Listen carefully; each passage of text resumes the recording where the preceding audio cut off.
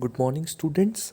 Let's start the today's class with the revision of our chapter Arrival of Europeans in India. तो इस chapter में हम ये जानेंगे कि यूरोपियंस जो थे वो इंडिया कैसे आए, कब आए और क्यों आए। ओके, तो चलिए इस चैप्टर की शुरुआत करने से पहले, इस चैप्टर का रिवीजन करने से पहले हम कुछ बहुत ही ज़रूरी चीज़ों को देख लेते हैं जो हमारे जीवन के लिए बहुत ज़्यादा नॉलेजेबल हैं। ओके, ये चीज़ें हमें पता होनी चाहिए। ओके, तो हम देखते हैं फंडामेंटल ड्यूटीज़ को। इन ड्यूटीज़ को हम थोड़ा सा पढ़ेंगे क्योंकि ये हमारे कॉन्स्टिट्यूशन के हिसाब से भी इम्पॉर्टेंट है और साथ ही साथ आप लोगों को ये ड्यूटीज़ पता भी होनी चाहिए। देखिए, फंडामेंटल राइट्स और फंडामेंटल ड्यूटीज़ में अंतर ये होता है कि फंडामेंटल राइट्स का अगर वॉयलेशन होता है, फंडामेंटल राइट्स का अगर हनन होता है या खंडन होता है, कोई अगर आपके फंडामेंटल राइट्स को छीनता है तो उस इंसान के अगेंस्ट आप सुप्रीम कोर्ट या हाई कोर्ट में जा सकते हो और उसको जेल भी हो सकती है। ओके, अगर वो दोषी साबित होता है तो। बट फंडामेंटल ड्यूटीज़ के केस में ऐसा नहीं होता है। ये ड्यूटीज़ सिर्फ भारत के नागरिकों को फॉलो करने के लिए दी गई है ताकि भारत के नागरिक जो हैं इन ड्यूटीज़ के थ्रू भारत के प्रति एक कर्तव्य निभाएं। ओके, इंडिया को प्रायोरिटी देने के लिए, इंडिया के कॉन्स्टिट्यूशन को प्रायोरिटी देने के लिए, भारत माता को प्रायोरिटी देने के लिए ये फंडामेंटल ड्यूटीज़ बनाई गई हैं। ओके, तो फंडामेंटल ड्यूटीज़ में बोला गया है पहली लाइन में, it shall be the duty of every citizen of India. ये हर एक सिटीज़न की ड्यूटी होनी चाहिए, फंडामेंटल ड्यूटी। ओके, अब इन ड्यूटियों में हम फॉलोइंग ड्यूटीज़ को पढ़ेंगे। तो टोटल 11 फंडामेंटल ड्यूटीज़ हैं हमारी। उसमें से जो फर्स्ट फंडामेंटल ड्यूटी है वो है to abide by the constitution and respect its ideals and institution, the national flag and national anthem. इस लाइन का या इस ड्यूटी का मतलब ये है कि जो संविधान में लिखा हुआ है, जो भारत के कॉन्स्टिट्यूशन में लिखा हुआ है, उन चीज़ों को फॉलो करना है और उसके आइडियल्स जो हैं, जो चीज़ें बोली गई हैं कि ये काम नहीं करना है, ये काम करना है, तो ये सारी चीज़ों को हमें फॉलो करना है। ओके, और जो भी रेस्पेक्टेड मोनूमेंट्स हैं जैसे राष्ट्रपति भवन हो गया, ओके, और जो भी रेस्पेक्टेड मोनूमेंट्स हैं उनकी रिस्पेक्ट करनी है, नेशनल फ्लैग की, नेशनल एंथम की। ओके, नेशनल एंथम हमारा जो है उसकी भी रिस्पेक्ट करनी है। तो ये जो फर्स्ट पॉइंट है इसमें ये समझाया गया है। सेकंड जो हमारी फंडामेंटल ड्यूटी है वो ये होती है उन आइडियाज़ का सम्मान करना, उन तरीक़ों का सम्मान करना, उन सारे लोगों का सम्मान करना जिनकी वजह से हमें आज़ादी मिली। To cherish and follow the noble ideas which inspired our national struggle for freedom. Okay, हमें आज़ादी दिलाने के लिए जो भी सोच रखी गई थी कि हर एक भारतीय को आज़ाद होना है, जो ब्रिटिशर्स हैं, जो ईस्ट इंडिया कंपनी है उसके शासन से, तो वो जो आइडियाज़ हैं उनकी रिस्पेक्ट करना। ओके, थर्ड फंडामेंटल ड्यूटी है to uphold and protect the sovereignty, unity and integrity of India. देखिए, ये जो सोवेरियनिटी वर्ड है ये सोवरेन वर्ड से आया है। सोवरेन वर्ड का हिंदी में मतलब होता है संप्रभु। संप्रभु का मतलब होता है जैसे अगर आप सोवरेन हैं तो आपके ऊपर किसी भी दूसरे इंसान का कंट्रोल नहीं होगा। तो इंडिया एक सोवरेन कंट्री है। सोवरेन कंट्री का मतलब क्या होता है कि इंडिया के ऊपर किसी भी दूसरे कंट्री का जोर नहीं चलेगा। इंडिया के कॉन्स्टिट्यूशन, इंडिया के अंदर जो रूल्स बनाए जाएंगे वो सब इंडिया में ही बनेंगे, इंडिया ही बनाएगा उसको, और कोई कंट्री हमारी कंट्री को रूल करने के लिए बाध्य नहीं होगा। ओके, और यूनिटी, यूनिटी का मतलब होता है एकता, और इंटीग्रिटी का मतलब होता है वो भावना देशभक्ति की। ओके, तो देशभक्ति की भावना। तो ये सारी चीज़ें हमको प्रोटेक्ट करके रखनी है, ये सारी चीज़ें हमको अपहोल्ड करके रखनी है कि भारत की संप्रभुता, भारत की एकता, भारत की जो इनर स्ट्रेंथ है, भावना है, वो बनी रहे। ओके। फोर्थ फंडामेंटल ड्यूटी है to defend the country and render national service when called upon to do so. To defend the country, country को डिफेंड करना। ओके। जब कंट्री में हमला होगा किसी दूसरे कंट्री का, तो एक अच्छे नागरिक की तरह, एक देशभक्त की तरह कंट्री की तरफ से लड़ना। ओके। जा करके सेना की मदद करना। ओके। तो ये फीलिंग हमारे अंदर होनी चाहिए। इन सारी फंडामेंटल ड्यूटीज़ के लिए कोई कंपल्शन नहीं है कि आपको ये ज़रूरी है कि ये सारी फंडामेंटल ड्यूटीज़ आपको फॉलो ही करनी है, बट आप कोशिश करें आपके अंदर ये सारी भावनाएं हों। Okay. to promote harmony and the spirit of common brotherhood amongst all the people of India, transcending religious, linguistic, and regional or sectional diversities, to renounce practices derogatory to the dignity of women। तो हमारे country में एक harmony, एक सौहार्द, एक piece, okay, एक healthy environment बना के रखना जहाँ सभी लोग एक दूसरे की रेस्पेक्ट करें, सभी लोग एक दूसरे को सपोर्ट करें, सभी लोग एक दूसरे का साथ दें। ओके। ऐसे कंट्री को इमेजिन करता है हमारा कॉन्स्टिट्यूशन, हमारा जो संविधान है उसमें जो फंडामेंटल ड्यूटीज़ है वो इन्हीं सब चीज़ों की कामना करता है। ओके। किसी के भी रिलीजियस व्यूज़ को हानि ना पहुंचाएं। ओके। किसी की भी भाषा का मजाक ना उड़े, सबकी भाषा की रिस्पेक्ट हो। ओके। और जितने भी तरह के लोग इंडिया में पाए जाते हैं, हर एक इंसान के तरीके की रिस्पेक्ट हो कि किस तरीके से वो अपना जीवन जी रहा है। ओके। औरतों के प्रति जो चीज़ें अपमानजनक हैं, उन चीज़ों की निंदा होनी चाहिए, उन चीज़ों को नहीं करना चाहिए। ओके। तो ये थी हमारी फिफ्थ फंडामेंटल ड्यूटी। अब हम अपनी सिक्स्थ फंडामेंटल ड्यूटी की तरफ आते हैं, जो है to value and preserve the rich heritage of our composite culture. जो भारत का कल्चर है, जो भारत के लोग अलग अलग कल्चर जो भारत में है, जैसे गुजरात में अलग कल्चर है हमारे। ओके। पंजाब में कल्चर अलग है। ओके। महाराष्ट्र में अलग है, मध्य प्रदेश में अलग है, केरला में अलग है, बिहार में अलग है। तो अलग अलग जगह जितने भी कल्चर हैं, तो उनको सबको बचा कर रखना। ओके। उनको सबको प्रिजर्व करके रखना। ओके। क्योंकि यही कल्चरल डाइवर्सिटी के प्रिजर्वेशन से ही हमारी कंट्री जो है वो इतनी ज़्यादा फेमस हुई है कि India is a diverse country. यहाँ इतने तरह की डाइवर्सिटी, इतने तरह के लोग हैं, इतने टाइप के डांस फॉर्म हैं, इतने तरह के फूड हैं। इसी वजह से इंडिया का नाम होता है पूरी दुनिया में। ओके। वजह और भी हैं, बट ये कुछ इम्पॉर्टेंट रीज़न है कि इंडिया में डाइवर्सिटी बहुत अच्छी है। ओके। इंडिया को बोला जाता है यूनिटी इन डाइवर्सिटी, मतलब डाइवर्सिटी तो है, इतने लोग हैं, फिर भी यूनाइट होकर एक कंट्री की तरह रह रहे हैं। ओके। तो ये हुआ हमारे सिक्स्थ फंडामेंटल ड्यूटी का मतलब। अब हम अपने सेवन्थ फंडामेंटल ड्यूटी की तरफ आते हैं, to protect and improve the natural environment including forest, lakes, rivers and wildlife, and to have compassion for living creatures. हमारे नेचुरल इन्वायरमेंट को, अब हमारे नेचुरल इन्वायरमेंट में जंगल भी आ जाते हैं, नदियाँ भी आ जाती हैं, ओके, तालाब भी आ जाते हैं और जंगली जानवर भी आ जाते हैं। तो इनको बचा करके रखना, इनको प्रोटेक्ट करके रखना और सहानुभूति होना इनके प्रति। ओके।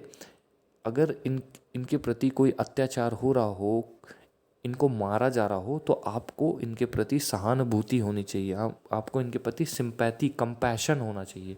ओके। तो ये है हमारी फंडामेंटल ड्यूटी। ओके। अब अगली फंडामेंटल ड्यूटी की तरफ बढ़ते हैं, to develop scientific temper, humanism and spirit of inquiry and reform. इस लाइन का मतलब ये है कि जैसे देश में बाबा लोग बेवकूफ़ बनाते हैं कई जगह, मैं हर बाबाओं की बात नहीं कर रहा हूँ, लेकिन कुछ जगह बेवकूफ़ बनाते हैं। ओके।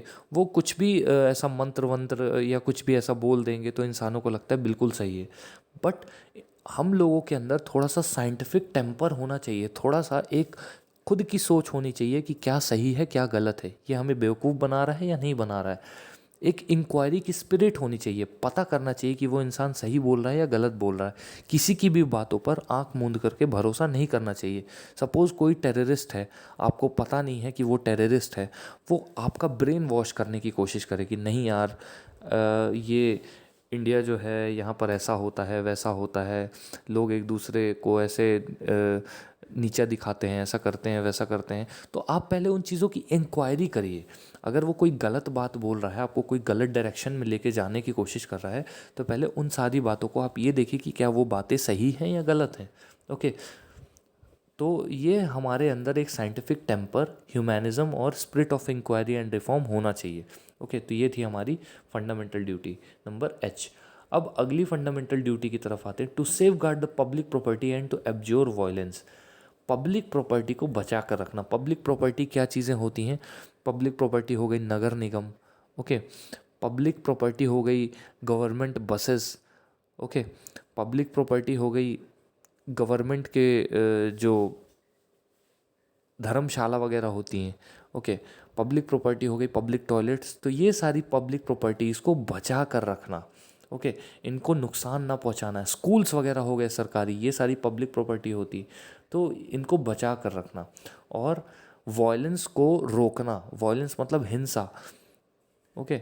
हिंसा को भड़काना नहीं, ओके। अगली फंडामेंटल ड्यूटी है to strive towards excellence in all spheres of individual and collective activity. Excellence की तरफ लेकर जाना चीज़ों को। एक्सीलेंस मतलब, एक्सीलेंस का मतलब होता है कि हम बेस्ट बने, हम बेस्ट ऑफ द बेस्ट बने, okay. So that the nation constantly rises to higher level of endeavor and achievement. तो अगर हर एक इंसान एक्सीलेंस की तरफ भागेगा तो ऑटोमेटिकली देश भी हमारा एक्सीलेंस की तरफ भागेगा और इंडिया का बहुत सारी चीज़ों में ऊंचा नाम होगा। स्पोर्ट्स से लेकर पढ़ाई से लेकर हर चीज़ में इंडिया का नाम होने लगेगा, okay. To provide opportunities for education by the parent or the guardian to his child or a ward between the age of 6 to 14 years as the case may be। Education यानी पढ़ाई की facility provide करना। हर एक माँ बाप की या guardian की ये जिम्मेदारी है कि उनके घर पे जो बच्चे हैं या उनके जो बच्चे हैं जो 6 से 14 साल के बीच में हैं उनको पढ़ाई करवाएं, ओके। उनको पढ़ाई करानी ज़रूरी है, ओके। तो ये सारी हमारी फंडामेंटल ड्यूटीज़ थी। तो आई होप आप लोगों को इन फंडामेंटल ड्यूटीज़ में जो भी लिखा हुआ है वो आप लोगों को क्लियर हुआ होगा। चलिए अब हम हमारे चैप्टर के रिवीजन की शुरुआत करते हैं। हमारा चैप्टर है arrival of Europeans in India. तो देखिए इस चैप्टर में जो हेडलाइन है यानी अराइवल ऑफ यूरोपियंस, अराइवल का मतलब तो होता है आना। जब हम कहीं से आते हैं तो हम ऐसा बोलते हैं कि ऐसा पूछते हैं ना जब कोई हमारे घर आता है कि आपका अराइवल कब होगा या ये फ़्लाइट कब अराइव कर रही है। अराइव मतलब होता है आना। तो यूरोपियंस कब आए इंडिया में और क्यों आए, ये सारी चीज़ें हम पढ़ेंगे। तो देखिए यूरोपियंस का मतलब सिर्फ ब्रिटिशर नहीं होता है। कई बच्चों में ये कन्फ्यूजन रहता है, यूरोपियन अगर लिखा हुआ है तो वो सोचते हैं ब्रिटिशर्स, ओके, अंग्रेज। तो ब्रिटिशर्स मतलब यूरोपियंस नहीं होता है। ब्रिटिशर्स तो होता ही है, उसके साथ साथ में पोर्चुगीज़, डच, ओके, ब्रिटिशर्स जिसको हम इंग्लिश बोलते हैं, ओके, और फ्रेंच। तो ये चार मेन ऐसे यूरोपियंस थे जो इंडिया आए और इंडिया की वेल्थ को ड्रेन किया इन्होंने, इंडिया में शासन किया, ओके। तो इनके सीक्वेंस कौन कौन से हैं वो मैं बता देता हूँ। सबसे पहले आए पोर्चुगीज़, ओके, फिर आए डच, फिर आए इंग्लिश यानी ब्रिटिशर्स और फिर आए फ्रेंच, ओके। तो सबसे पहले इंडिया में पोर्चुगीज़ आए थे, ओके। तो चलिए अब मैं इस चैप्टर की हर एक लाइन को पढ़ करके आपको एक्सप्लेन करने की कोशिश करूँगा कि इस चैप्टर में आपको क्या बोल रहा है, ओके, किस चीज़ के बारे में बात हो रही। We have learned in previous standard that many years ago our country was one of the leading countries in the world. हमने पिछली क्लासेस में ये पढ़ा है कि हमारी कंट्री जो है, हमारा जो भारत है, वो सोने की चिड़िया बोला जाता था। हमारा भारत सोने की चिड़िया बोला जाता था पहले, ओके। क्यों? क्योंकि इंडिया में बहुत सारा वेल्थ था, बहुत सारी ऐसी चीज़ें थी जो बाहर के कंट्रीज़ में नहीं होती थी, okay. Our country was distinct in the whole world, हमारी कंट्री एकदम अलग थी पूरी दुनिया में। The people of various countries were being influenced by our culture and prosperity. दूसरी कंट्री के जो लोग हैं वो इंडिया की कल्चर, इंडिया का जो कल्चर था और इंडिया की जो प्रॉस्पेरिटी थी, प्रॉस्पेरिटी का मतलब होता है इंडिया का जो समृद्धता थी, मतलब इंडिया सोने की चिड़िया जिस लिए बोला जाता था, तो वो सारी चीज़ें, ओके, उन सारी चीज़ों की वजह से जो बाहर की कंट्रीज़ हैं वो इंडिया आना चाहती थी या इंडिया में राज करना चाहती थी। Many people worldwide were eager to enter into trade with our country and earn wealth out of it. दुनिया भर के लोग जो हैं वो इंडिया आकर के बिजनेस करना चाहते थे और अपनी ट्रेड को, अपने काम को एक्सपैंड और बढ़ाना चाहते थे। Okay, earlier the merchants from the various countries came to India from north west by land route since Constantinople was conquered by Turk Muslims for the purpose of trading. पहले क्या हुआ था, जो बहुत सारे मर्चेंट्स, मर्चेंट्स का मतलब धंधा करने वाले जो व्यापारी होते हैं, तो वो आए थे अलग अलग कंट्रीज से, इंडिया आए थे वो। ओके, खासकर नॉर्थ वेस्ट से। नॉर्थ वेस्ट मतलब मैं आपको बताऊं, देखिए यहाँ पर इंडिया आपको दिख रहा होगा, तो नॉर्थ वेस्ट में Constantinople, Venice, Turkey, Baghdad, Iran, तो ये रास्ता चुन करके वो इंडिया आए थे। ओके,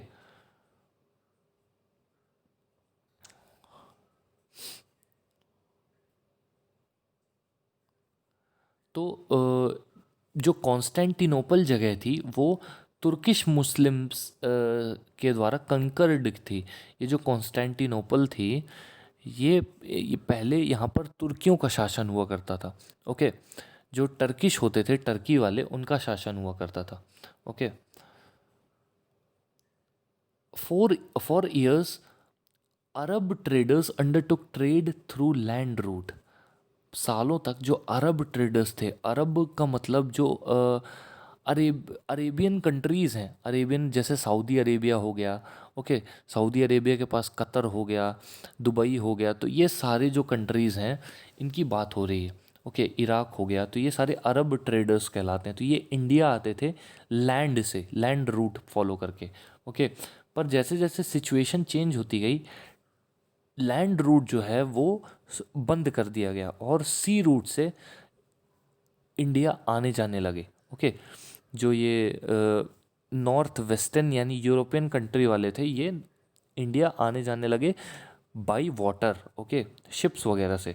कंसिक्वेंटली, परिणाम स्वरूप demand for Indian commodities like silk, cotton clothes, muslin, black pepper, spices etcetera increase in the European countries.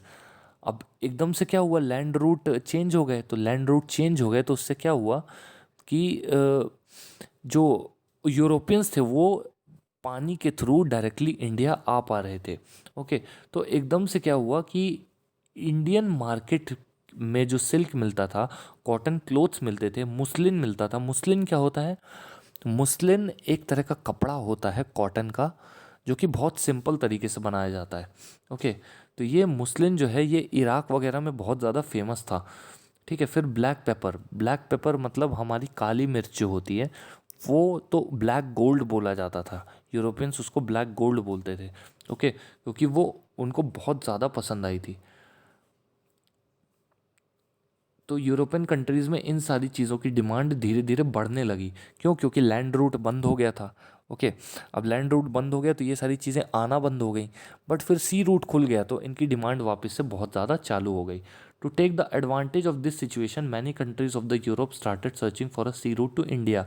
अब देखिए, लैंड रूट तो बंद हो गया, अब धीरे धीरे समुद्र का रास्ता बहुत सारी कंट्रीज़ खोजने लग गई, क्योंकि उनको ये पता था कि इंडिया अगर हमको मिल जाएगा तो हम बहुत ज़्यादा पैसा, बहुत ज़्यादा रेवेन्यू जनरेट कर सकते हैं और दुनिया में शासन कर सकते हैं। तो हर देश लग गया इंडिया को ढूंढने में। ओके, तो चलिए आगे की कहानी देखते हैं। ये थोड़ा सा मैप आप एक बार देख लीजिएगा, इंडिया आपको दिख रहा होगा। इंडिया में नीचे कैलीकट करके एक बंदरगाह है, ये केरला में है। आज की डेट में इसको खोजी खोड़े बोलते हैं। ओके, तो ये जो खोजी खोड़े जगह है ये केरला में है। फिर कोचीन भी केरला में है। ओके, और फिर आप देखेंगे कि इंडिया के लेफ़्ट साइड में आपको ईरान दिखेगा, इराक, अरेबिया दिखेगा, बगदाद दिखेगा, कॉन्स्टेंटिनोपल दिखेगा, टर्की दिखेगा, वेनिस दिखेगा, फिर जेनेवा, पोर्चुगल, लिस्बन, ओके, फिर अलेक्जेंड्रिया दिखेगा, फिर नीचे मोजाम्बिक दिखेगा और सबसे नीचे केप ऑफ गुड होप दिखेगा। तो आपको इस मैप में गौर करने वाली चीज़ ये है कि एक एक जगह ब्लैक डॉट है और कई कई जगह वाइट डॉट है। तो जो ब्लैक डॉट है वो सी और लैंड रूट दोनों बताते हैं। जो ब्लैक डॉट हैं वो सी रूट भी बताते हैं और लैंड रूट भी बताते हैं, और जो वाइट डॉट हैं वो न्यूली डिस्कवर्ड सी रूट बताते हैं, मतलब जो नए सी रूट खोजे गए हैं इंडिया तक पहुंचने के लिए, वो वाइट कलर से डिनोटेड है। ओके, अब देखिए क्या हुआ। अब लैंड रूट तो इंडिया का बंद हो गया। ओके, अब लैंड रूट बंद हो गया तो सी रूट खोजे जाने लगे। तो एक से एक बहादुर ट्रेडर यूरोपियन कंट्रीज़ के निकले इंडिया की खोज में, क्योंकि इंडिया मिल गया तो मतलब बहुत ज़्यादा वेल्थ वगैरह हमको मिल जाएगी, बहुत ज़्यादा दौलत मिल जाएगी हमको, ऐसा सोचते थे सब लोग। और सही भी था, क्योंकि इंडिया जो है वो बहुत ज़्यादा रिच था। ओके, इंडिया की डाइवर्सिटी, वेल्थ बहुत ज़्यादा अच्छी थी। ओके, तो चलिए पहला जो हमारा सेलर आया था, पहला जो एक तरह से बोला जाए तो सेलर जिसने यूरोपियन कंट्री से कोशिश की थी, वो था क्रिस्टोफर कोलंबस। तो क्रिस्टोफर कोलंबस इटली का था। ओके, इटली एक यूरोपियन कंट्री है तो वहाँ का था। वो उन बहादुर सेलरों में से एक था जिसने इंडिया के लिए सी रूट, यानी इंडिया के लिए समुद्र का जो रास्ता है वो खोजने का प्रयास किया था। हालांकि वो खोज नहीं पाया था, बट उसने प्रयास किया था इंडिया ढूंढने का। Okay, by ship. Okay, he thought that one can go east via west also. उसने ये सोचा था, जो कि बात सही भी है, अपनी अर्थ गोल है।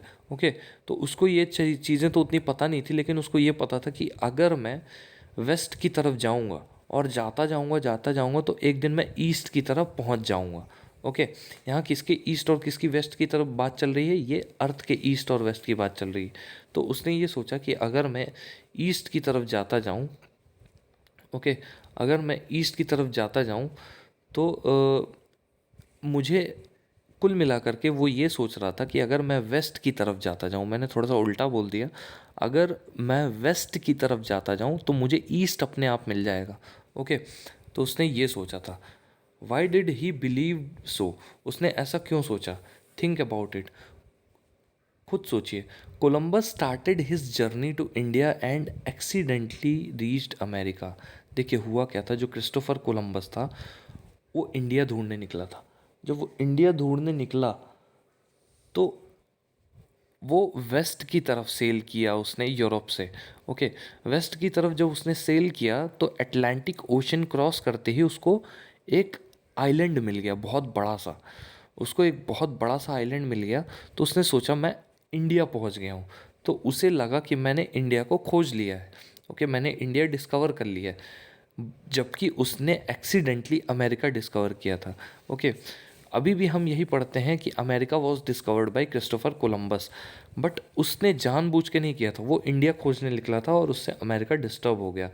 जब तक वो ज़िंदा रहा उसको यही पता था कि उसने इंडिया खोज लिया है अमेरिका के फॉर्म में। ओके, इसीलिए आज भी आप देखेंगे कि जो अमेरिका है, अमेरिका में रहने वाले लोगों को रेड इंडियंस बोलते हैं, और साउथ अमेरिका में रहने वाले लोगों को साउथ अमेरिका में एक आइलैंड भी है जिसका नाम है वेस्ट इंडीज़। ओके, तो आप खुद ही सोच सकते हैं कि इंडिया का नाम कई जगह आ रहा है। Columbus started his journey to India and accidentally reached America.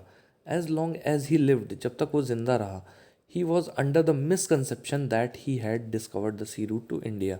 जब तक वो जिंदा रहा तब तक उसको यही धोखा होता रहा, या यही लगता रहा कि जो इंडिया है, जो इंडिया है वो उसने खोज लिया है क्रिस्टोफर कोलंबस ने। Okay, hence even today the natives of America are called Red Indians. American जो होते हैं वहाँ अमेरिका वालों को रेड इंडियंस बोला जाता है अभी भी। Okay, and the island group in the Caribbean is known as West Indies. तो कैरेबियन आइलैंड का जो ग्रुप है उनमें से एक ग्रुप का नाम है वेस्ट इंडीज़। ओके, तो वेस्ट इंडीज़ में भी इंडिया नाम आ रहा है। अब हमारा अगला सेलर जो था जिसने बहुत बहादुरी दिखा के, बहुत हिम्मत दिखा के इंडिया को खोजना चाहा, वो है वास्को ड गामा। ओके, तो वास्को डी गामा जो थे वो पोर्चुगल के रहने वाले थे। पोर्चुगल मतलब ये भी एक कंट्री है यूरोपियन। ओके, तो पोर्चुगल के रहने वाले थे। इन्होंने सी रूट डिस्कवर किया था इंडिया के लिए। He encircled the Cape of Good Hope in South Africa and reached the port of Calicut on 22nd May 1498 after crossing the Indian Ocean। तो ये देखिए, इस मैप को थोड़ा सा देखिए। जो पोर्चुगल है आपको दिख रहा होगा यूरोप में ऊपर साइड सबसे लेफ्ट में पोर्चुगल और लिस्बन साथ में लिखे हुए हैं। तो पोर्चुगल से ये निकला था वास्को डी गामा 1498 के आसपास पोर्चुगल से निकला है और ये केप ऑफ गुड होप पहुंचा जो साउथ अफ्रीका में एक जगह है। तो केप ऑफ गुड होप में इसको एक गुजराती मिला, एक गुजराती बिजनेसमैन मिला, अबुल मजीद। तो अबुल मजीद के साथ ये इंडिया जो है वो आ गया। ओके, और इंडिया में इसने लैंड किया कैलीकट में। कैलीकट एक पोर्ट है यानी बंदरगाह है जहाँ पर शिप्स आते हैं, ठीक है, जहाज आते हैं।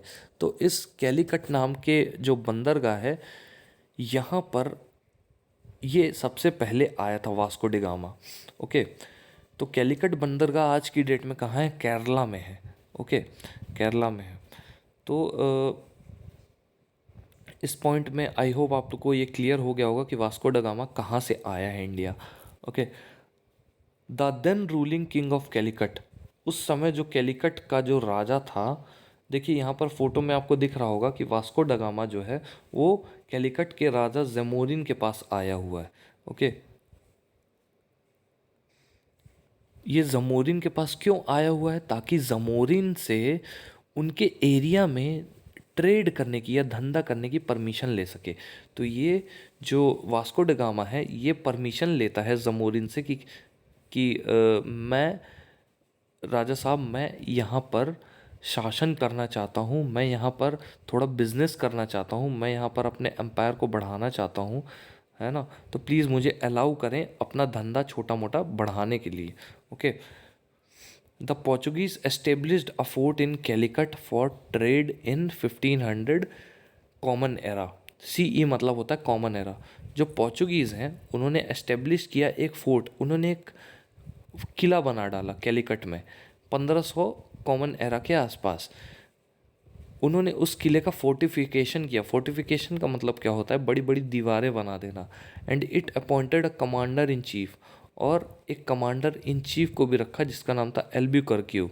ओके, तो ये एल्ब्यूकर्क्यू क्या करता था? ये कमांडर इन चीफ क्या करता था? बहुत बड़ी बड़ी सेना से लड़ने के लिए तैयार करता था अपनी सेना को। Okay,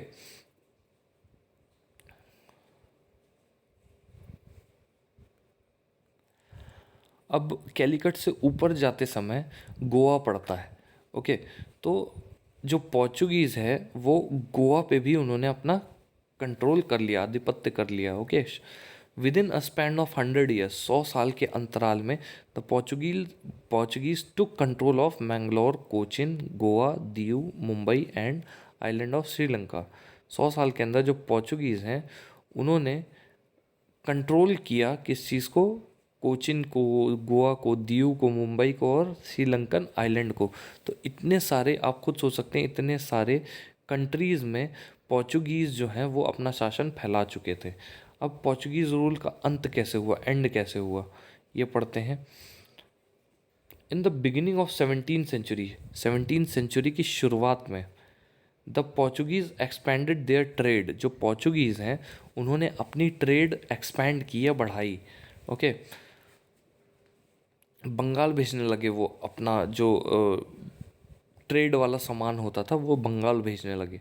eight this time the Mughal emperor Shahjahan, उस समय मुगल एम्परर शाहजहाँ का शासन हुआ करता था दिल्ली में। The subedar of Bengal complained to Shahjahan about the behaviour of Portuguese. जो बंगाल का जो सूबेदार था उसने शाहजहाँ को खबर की कि यहाँ पर जो ये पोर्चुगीज़ हैं इन्होंने काफ़ी ज़्यादा आधिपत्य बना लिया है, काफ़ी ज़्यादा चीज़ें इकट्ठा कर ली हैं। Okay, thus the fort of Hooghly was demolished. इसीलिए जो हुगली का जो पोर्ट है, जो फोर्ट है, फोर्ट मतलब किला, हुगली के जो किला है उसको तोड़ दिया गया था। And ships were burned as per the order of emperor, और जो जहाज है वहाँ पर जो शिप्स हैं उनको जला दिया गया था। ओके, क्योंकि ये एम्परर का सीधा सीधा ऑर्डर आ गया था कि आपको ऐसा करना है। In this way the Portuguese rule came to an end with an exception of the territories of Diu, Daman and Goa. इसी तरह जो पोर्चुगीज़ हैं, पोर्चुगीज़ का शासन धीरे धीरे ख़त्म हो गया और वो सिमट के रह गए दीव, दमन और गोवा नाम के तीन, दो तो यूनियन टेरिटरी हैं और गोवा सबसे छोटा स्टेट है। ओके, तो यहाँ पर ये पोर्चुगीज़ रूल ख़त्म होता है। अगले लेक्चर में स्टूडेंट्स हम कोशिश करेंगे कि हम डच को पढ़ें और British interest in India, British ने कैसे इंटरेस्ट लिया इंडिया में, कैसे आए, वो सारी चीज़ें भी हम अगले लेक्चर में कवर करेंगे। स्टूडेंट्स, आई नो मैं सोशल स्टडीज़ पहली बार आप लोगों को पढ़ा रहा हूँ, बट मैं कोशिश करूँगा कि आप लोगों को हर एक पॉइंट क्लियर हो। जो भी पॉइंट क्लियर नहीं हो प्लीज़ आप लोग मेरे से पूछ लीजिएगा as a doubt. Okay, so students, that's all for now. Thank you so much.